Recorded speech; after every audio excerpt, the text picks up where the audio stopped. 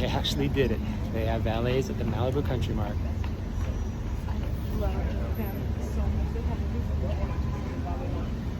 I'm here at the Malibu Country Mart and they're actually doing it. They are having people valet their cars if they want to go into this parking lot.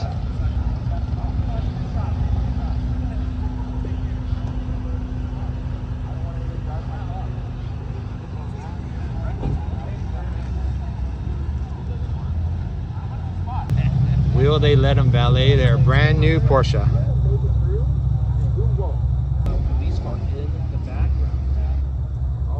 Nope, I'm not gonna have them valet.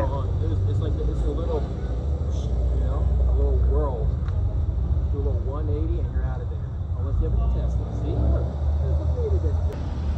See? Nobody wants to valet their car, so they're just turning around. And here's the other entrance. But the valet's over here.